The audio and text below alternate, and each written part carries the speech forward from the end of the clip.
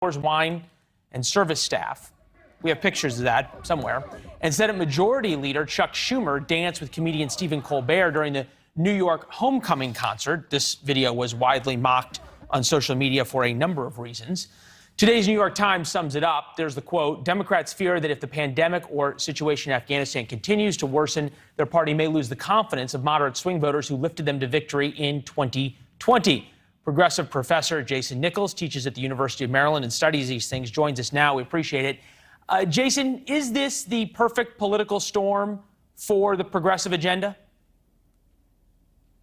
Well, no, I don't think so.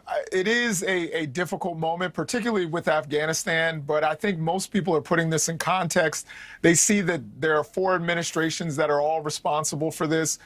We know the deal in February of 2020. We know, of course, the Obama administration had an opportunity to end this war after they killed OBL. And we know the Bush administration had opportunities to get out and probably should not have gone in or should have taken a different route. So I think that people are going to put this in context. There are always going to be, in 2022, just like there was in 2018 and in other moments where you have a new president. Jason, I had to argue with you. Even Donna Brazile, though, said, former chair of the DNC said that if you don't change the policy, 7 months in, you own the policy. It's awfully difficult to blame the withdrawal from Afghanistan and how horribly it's been handled on George W. Bush or Barack Obama. Voters aren't going to buy that. I think that there were... I think, number one, you wouldn't have been in a 20-year war if it weren't for the W. Bush administration. And, of course, Obama, he killed OBL, and that was a really important moment. But he passed the buck. And the Trump administration probably, I would argue, capitulated, and H.R. McMaster would agree with me. I thought we hired Joe Biden not to, everybody elected Joe Biden to return competency and America was coming back. And instead, you're presiding over just an epic debacle. Forget the policy of moving out of Afghanistan. We can all agree the way it's done was just dismal, right?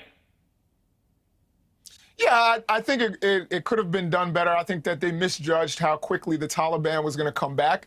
I think they misjudged how unpopular the Afghan government was. And we also realized that in February of 2020 that they didn't include the Afghan government in those discussions with the Taliban, which, of course, delegitimized them to their own people. So they didn't even fight the Taliban when they came around. The Taliban came with bribes. True. And they were able to just move in. So they misjudged that, and that certainly is on them. You study these things, so you can break this down. A poll conducted by NBC News last week. So this is as Afghanistan's falling apart. The president's approval rating slipped to 49%, now down below 50%. Disapproval numbers went up to 48%. Competency as a leader, CBS News poll, competent 56% in April, down to 49%. Focused 56%, down to 48%. Effective 55%. Down to 47. Okay, so you're talking about a 6 or 7 point drop in a week. Is that concerning? I think it's concerning, but we still have a lot of space. We know that these things change week by week, and if the Democrats are able to pass legislation once they get back, they're on break right now. Once they get back, they can pass infrastructure. If they pass the American Families Act and, families start getting universal pre-K and you start getting free community college and roads and bridges are getting fixed, I think that the American people will sway the other way. So we know that there's a long ways before the next election. Yeah, domestic policies, especially free stuff, can do a lot. I'm interested in your take on Kamala Harris, who's been MIA, for lack of a better term, over the past 10 days. The first question she got on Afghanistan, you might say didn't go so well. Take a listen. Madam Vice President, what's your response to reports of Americans?